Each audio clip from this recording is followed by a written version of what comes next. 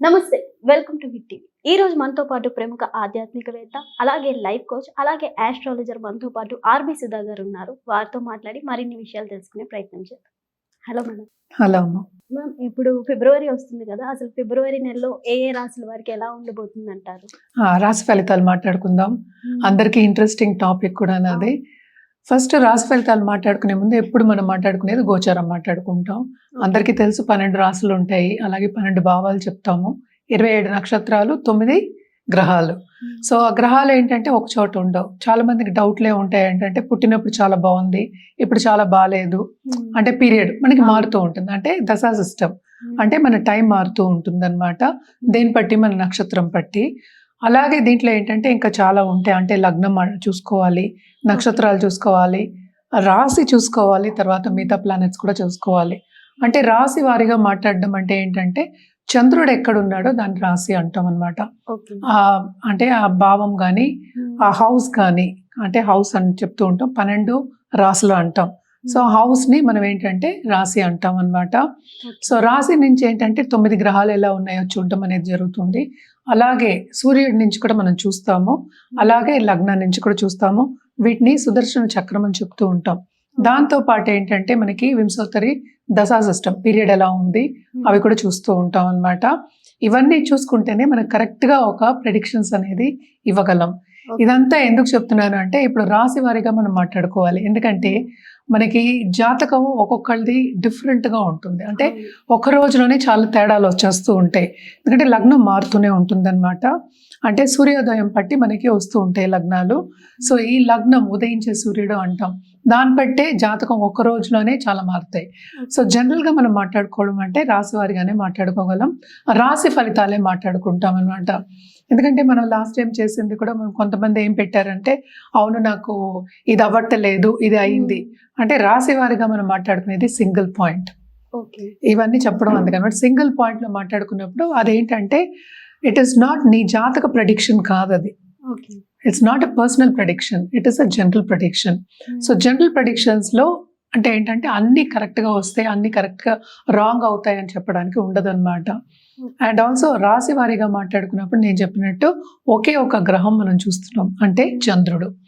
ఏ రాశిలో ఉంటే రాశి అంటాం, అంటే ఏ హౌస్ లో ఉంటే దాన్ని రాశి అంటాం అనమాట. సో జనరల్ గా రాశి ఫలితాలు ఎప్పుడైనా మాట్లాడుకోవాలి అంటే గోచారం చూసుకుంటాం.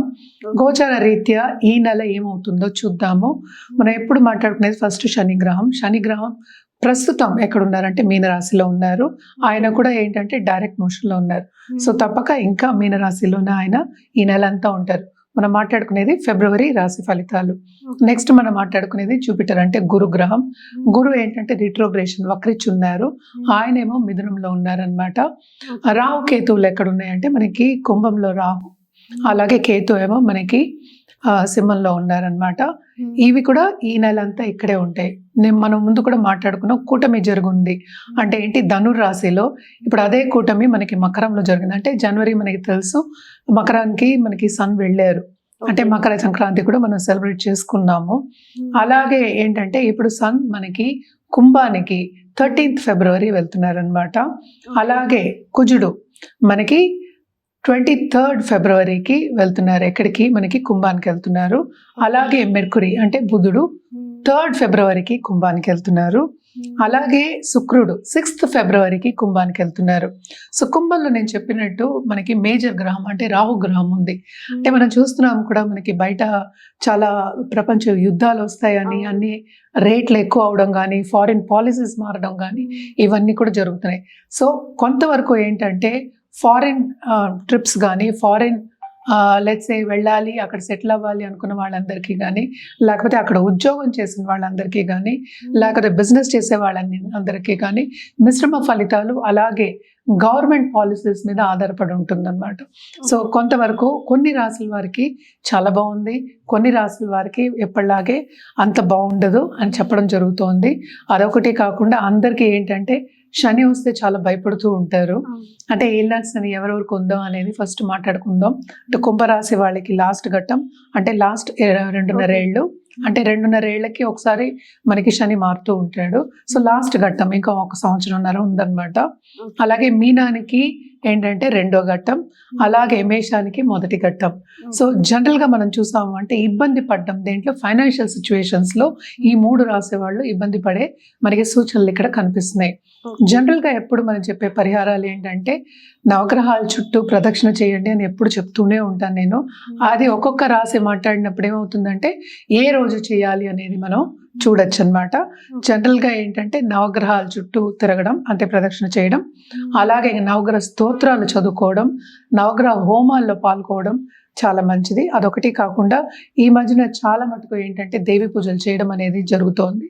సో దేవికి మించిన మనకి శక్తి మనం చెప్పలేమన్నమాట. అన్నిటికన్నా మించిన శక్తి అని చెప్తూ ఉంటాము. సో దేవి పూజలు చేసిన వాళ్ళు ప్లీజ్ కంటిన్యూ చేయండి. And it is very good ఈ మంత్ చేయడం కూడా. అలాగే మనకి శివరాత్రి కూడా వస్తోంది. సో శివుడి గురించి కూడా మనం మాట్లాడుకోవాలి. సో ద్వాదశ జ్యోతిర్లింగాలను వెళ్ళి దర్శించుకోవడం కానీ, అలాగే ఆధ్యాత్మికంగా గడపడం కానీ ఈ నెల చాలా మంచిది. ఎందుకనంటే శివరాత్రి రోజు అంటే మాస శివరాత్రి అంటే చతుర్దశి రోజు కూడా చాలా చాలా మంచిది. ఆ ఎనర్జీ అనేది ఏంటంటే సెల్ఫ్ హీలింగ్కి, సెల్ఫ్ ఇంప్రూవ్మెంట్కి, అలాగే ఏంటంటే మెడిటేషన్ చేయడానికి ఎనర్జీస్ అంటే ఏంటి మన ఎనర్జీస్ సరౌండింగ్ అస్ అంటే ఏంటి యూనివర్స్ ఎనర్జీస్ అనేవి సహకరిస్తాయి. చాలా పాజిటివ్ ఎనర్జీ ఉంటుంది. సో తప్పక ఏదైనా సరే మన శివరాత్రి పండగ కింద కాకుండా మనం ఏంటి self healing, self questioning, self improvement and also ఆధ్యాత్మికంగా గడపడానికి మనం చెప్తాం. అంటే ఏంటి పేషెన్స్గా ఉండడం, అలాగే సాలిట్యూడ్ సైలెంట్గా ఉండడం, సైలెన్స్లోనే మనం ఏంటి ధ్యానం చేసుకోవడం, ఇవన్నీ చెప్తూ ఉంటాం. అదంతా ఎందుకు మనం సరిదిద్దుకోవడానికి, మనకి ఏం కావాలో అని ఫస్ట్ తెలుసుకోవడానికి. అంటే ఏంటి మనం లోపల ఏముంది అంటే ఏంటి మనలో ఉన్న జీవుడికి ఏం కావాలి, మనకి ఏం కావాలి లైఫ్లో అని తెలుసుకోవడానికి అండ్ ఆల్సో ఆధ్యాత్మికంగా స్పిరిచువల్ గ్రోత్ ఉండడానికి చాలా మంచిది. అదే ఈ రోజు కూడా ఏంటంటే ఉపదేశం తీసుకోవడం అనేది కూడా చాలా మంచిదన్నమాట. సో తప్పక ఉపదేశం తీసుకోండి. లేకపోతే రాత్రంతా జాగారం చేసి శివనామంతో జాగారం చేసి శివుని తలుచుకుంటూ తెల్లారగట్ట అంటే లేచి మళ్ళా మన కార్యక్రమం చేసుకోవడం అనేది చాలా మంచిదన్నమాట. అందుకనే ఈ రోజు కూడా ఎక్కువ ఏంటంటే మన ప్రసాదాలు కూడా చెప్పాము. అండ్ ఆల్సో మనకి ఎక్కువ అంటే పండగ కింద మనం చెప్పాం, అంటే పెద్ద పండగ అన్నట్టు చెప్పాం. ఏదైనా సరే ఆధ్యాత్మికంగా చేసుకోవడం, మనకి మనం ఇంప్రూవ్ చేసుకోవడానికి చెప్తూ ఉంటాం. సో జనరల్గా ఏంటంటే నీళ్లు పాలు ఏంటంటే శివుడికి ఏం వేస్తాం, ఇవే వేస్తాం, పళ్ళు ఇవే ఉంటాయి ఎక్కువ. ఇది అన్న పాయసాలు లేకపోతే పరవానాలు అంటే అరిసెలు ఇలాంటివి పెద్ద పండగ కింద మనం తీసుకోకుండా ఆధ్యాత్మికంగా స్పిరిచువల్ గ్రోత్ గురించి మనం ఆలోచించుకుని, ఎందుకంటే ఇది కూడా వెరీ ఇంపార్టెంట్ లైఫ్కి కనుక తప్పక ఆలోచించుకుని ముందుకెళ్ళడం అనేది చాలా మంచిది. మేడం ఈ ఫిబ్రవరి నెలలో వృషభ రాశి వారికి ఎలా ఉండబోతుంది అంటారు? వృషభ రాశి వాళ్ళకి చాలా బ్రహ్మాండంగా ఉంటుందని చెప్పాలి. ఎందుకంటే మనం చూసామంటే మకరం నుంచి ఇప్పుడు 10th హౌస్కి రావుతో పాటు ఎస్పెషలీ ఫారెన్లో సెటిల్ అయిన వాళ్ళకి, ఫారెన్లో ఉద్యోగం చేసే వాళ్ళకి ఫస్ట్ వీక్ తర్వాత ఫిబ్రవరి ఫస్ట్ వీక్ తర్వాత చాలా బాగుంటుంది. ట్రావెలింగ్ కూడా చాలా బాగుంటుంది అనమాట. ఏంటంటే వేరే దేశాలకి ట్రావెల్ చేసే ఛాన్సెస్ కూడా వస్తాయి. అదొకటి కాకుండా ప్రమోషన్ మీద కానీ లేకపోతే ఉద్యోగ రీత్యా కానీ ట్రావెలింగ్ ఫారిన్ కంట్రీస్కి ట్రావెల్ చేయడం అనేది మనకి కనిపిస్తోంది. ఎస్పెషలీ బిజినెస్ పీపుల్కి చెప్పాలి అంటే తప్పక బిజినెస్ విస్తరిస్తుంది. ఎస్పెషలీ స్టార్టప్స్కి ఈ నెలంతా చాలా బాగుంటుంది. వాళ్ళు అనుకున్న రాబడి అనేది తప్పక వీళ్ళకి వస్తుందనే చెప్పాలన్నమాట. సో కెరియర్ పాత్ అనేది చాలా బాగుంది. అలాగే కుటుంబ రీత్యా కూడా కొంతవరకు అనుకూల పరిస్థితి మనం చూస్తున్నాము. ఎందుకంటే జూపిటర్ మనం చూసాము అంటే 2nd హౌస్లో ఉన్నారు. సో తప్పక చాలా చాలా బాగుంటుంది. అలాగే ఏంటంటే 10th హౌస్కి అన్ని ప్లానెట్స్ వెళ్తున్నాయి. అలాగే 10th లార్డేమో 11th లో ఉన్నారు, 11th లార్డేమో 2nd లో ఉన్నారు. సో తప్పక వీళ్ళకి ఫైనాన్షియల్ సిచ్యువేషన్ స్టేటస్ ఇంప్రూవ్ అయ్యే ఛాన్సెస్, అలాంటి దారి చూపించే ఛాన్సెస్ ఈ నెలలో మనకి ఎక్కువ కనిపిస్తున్నాయి. ఎవరికైనా అప్పులు ఉంటే కూడా తప్పక అప్పులు తీరిపోయే ఛాన్సెస్ కూడా మనకి ఈ నెలలో కనిపిస్తున్నాయి అనమాట. సడన్గా అంటే మోతాదు వచ్చే ఛాన్సెస్ మనకి ఎక్కువ కనిపిస్తుంది అనమాట. సో అన్ని ప్లానెట్స్ నేను ఇందాక అన్నట్టు మొత్తం అన్ని ప్లానెట్స్ కూడా మనకి ఏంటంటే మనకి 10th హౌస్కి మూవ్ అవుతున్నాయి అనమాట 9th నుంచి. అంటే ఏంటి అటు కెరియర్ పాత్ చాలా చాలా బాగుంటుంది. తప్పక బాసెస్ మన్నన పొందుతారు.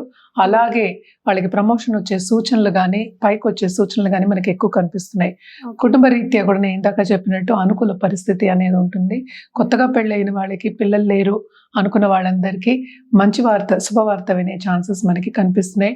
ఇంట్లో కూడా శుభకార్యాలు జరిగే ఛాన్సెస్ మనకి ఎక్కువ కనిపిస్తున్నాయి అన్నమాట. బంధుమిత్రుల కలయిక ఉంటుంది, ఖరీదైన వస్తువులు ఇచ్చి పుచ్చుకోవడం అనేది ఉంటుంది. తప్పక ఇన్వెస్ట్మెంట్ రీత్యా ముందుకెళ్ళడం అంటే ఏంటి, ఇన్వెస్ట్మెంట్ చేసే అంటే అక్కడ డబ్బు ఉంటేనే ఇన్వెస్ట్మెంట్ చేయగలరు. సో అక్కడ డబ్బు వస్తుంది, సేవింగ్ మెంటాలిటీ కూడా ఉంటుంది. తప్పక ఇన్వెస్ట్మెంట్ చేసుకుంటారు. అంటే ఏంటి, ఏదైనా అంటే ల్యాండెడ్ ప్రాపర్టీ కానీ, ఒక బ్రాండెడ్ కార్ కానీ, లేకపోతే గోల్డ్ కానీ, లేకపోతే ఖరీదైన వస్తువులు కొనుక్కోవడం కానీ తప్పక ఈ నెలలో అయ్యే ఛాన్సెస్ వీళ్ళకి ఎక్కువ కనిపిస్తున్నాయి అన్నమాట. హెల్త్ రీత్యా మనం చూసాము అంటే లాంగ్ టర్మ్గా ఎవరైనా బాధపడుతున్నారు, హెల్త్ రీత్యా బాధపడుతున్నారంటే తప్పక వాళ్ళకి కూడా చాలా అంటే ఈ నెల కొంత ఊరట కలిగే ఛాన్సెస్ మనకి ఎక్కువ కనిపిస్తున్నాయి. ఖర్చు అనేది మనం ఎప్పుడు చెప్తూనే ఉంటాం, కొంతవరకు ఖర్చు అనేది మనకి కనిపిస్తోంది. కానీ ఎక్కువ ఖర్చు పెట్టే స్థాయిలో వీళ్ళు ఉంటారు. తప్పక గుడ్ లక్ అనేది వీళ్ళకు ఉంది. లక్ అనేది అంటే ఫేవర్ అవుతుంది, అంటే లక్ష్మీ యోగాలు ఉన్నాయి వీళ్ళకి. వృషభ రాశి వాళ్ళకి ఈ నెలంతా కొంతవరకు ఎంజాయ్ చేసే ఒక మంత్, హ్యాపీగా గడిపే ఒక మంత్ కింద మనం చెప్పుకోవచ్చు. అలాగే విందు వినోదాల్లో పాల్గొంటారని చెప్పినట్టు, అండ్ ఆల్సో ట్రావెల్ చేసే అంటే ఏంటి, హాలిడేకి ట్రావెల్ చేసే ఛాన్సెస్ కూడా మనకి ఎక్కువ కనిపిస్తున్నాయి అన్నమాట. ఆధ్యాత్మికంగా కూడా వీళ్ళకి ఒక గురువు కింద వెళ్ళే ఛాన్సెస్ కానీ మనకి ఎక్కువ కనిపిస్తున్నాయి.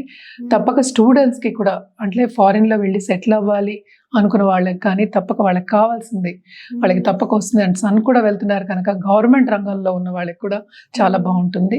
అలాగే ప్రముఖుల వ్యక్తుల సత్సంబంధాలు ఏర్పడే ఛాన్సెస్ మనకి ఎక్కువ కనిపిస్తున్నాయి అన్నమాట. అండ్ ఎస్పెషలీ మనం పార్ట్నర్షిప్ బిజినెస్ చెప్పుకోవాలి అంటే కనుక తప్పక చాలా చాలా బాగుంటుంది వీళ్ళకి. డబ్బు వచ్చేది, రాబడి ఎక్కువ వచ్చే ఒక మంత్ కింద మనం తీసుకోవాలన్నమాట. కానీ ఏదైనా సరే వ్యక్తిగత జాతకం మీదే ఆధారపడి ఉంటుంది. తప్పక వ్యక్తిగత జాతకం చూపించుకున్నప్పుడు అది డిఫరెంట్గానే ఉంటుంది. బట్ జనరల్గా చూసామంటే ఈ రాశి వాళ్ళకి ఈ నెల అదృష్టమైన ఒక మంత్ కింద మనం చెప్పుకోవాలి. ఓకే మేడం, ఈ వృషభ రాశి వారు ఎలాంటి పరిహారాలు చేస్తే ఇంకా బాగుంటుంది అంటారు? తప్పక శివాలయంకి వెళ్ళి దర్శించుకోవడం సోమవారం చాలా చాలా మంచిది. అదొకటి కాకుండా నవగ్రహాల చుట్టూ ప్రదక్షిణ చేయడం, అలాగే సన్ గాడ్కి అర్ఘ్యం ఇవ్వడం ఇంకా మంచిది అనమాట. శక్తి పూజలు చేసే వాళ్ళకి, నేను ఎప్పుడు దేవి పూజలు చేసే వాళ్ళకి ప్లీజ్ కంటిన్యూ చేయండి.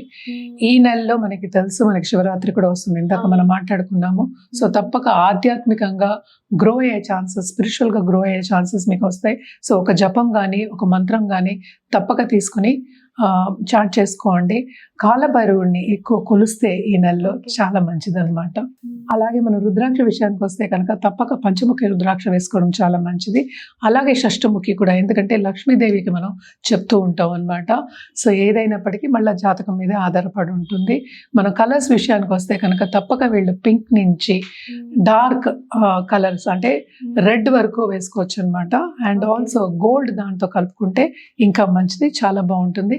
ఇదే ఫ్రైడే వేసుకు చూడండి, చాలా చాలా బాగుంటుంది.